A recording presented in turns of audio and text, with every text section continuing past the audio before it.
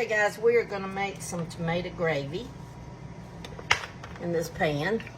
This time we're gonna make it like everybody knows tomato gravy to be. Okay, there's gonna be 4 tablespoons of oil. You can use butter, you can use drippings, you can use whatever. I'm using vegetable oil because I didn't have any drippings.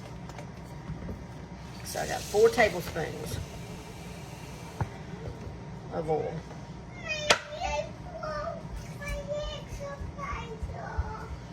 You broke your excavator.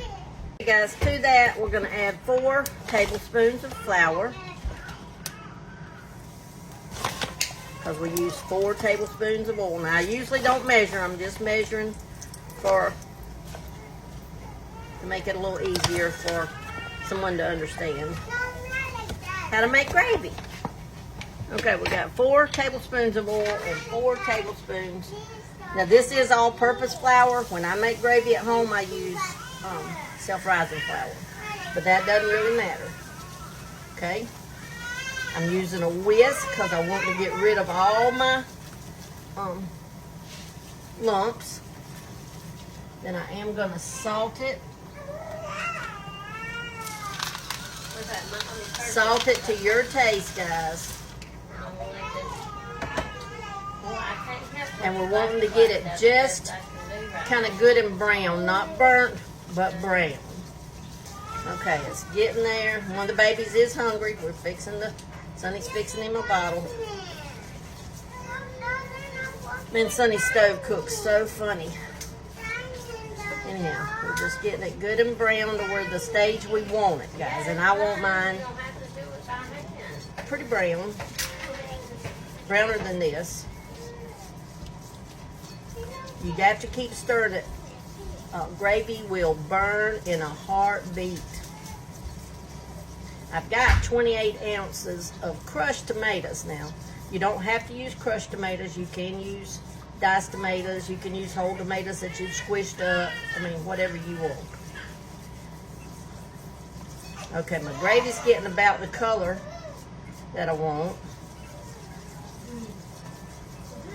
But I'm not going to use the whole 28 ounces to start with because I, want to wait and see. Plus, I like to add a little milk into mine. So now we're going to put probably, I'm going to say 20 ounces. And we may have to use the whole 28. We're just going to see. But this is the way y'all all like tomato gravy. Not the way my mom made it, and not the way, per se, we really like it. But you guys do. So let's go ahead. We're gonna put the whole 28 ounces in. Okay, and then stir it a little while. Let it get, because as it cooks and gets hot, now that gravy's gonna expand. The flour base is gonna expand. I'll be right back. Okay, now I'm gonna add that's about a half a cup, maybe not quite a half a cup of milk into mine. Okay, but you don't have to do that if you don't want to.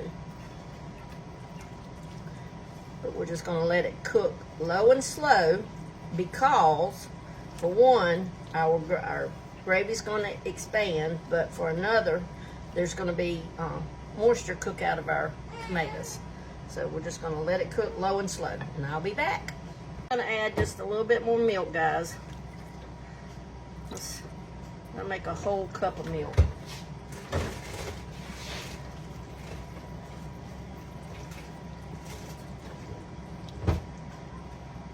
And then we're going to have to add some pepper.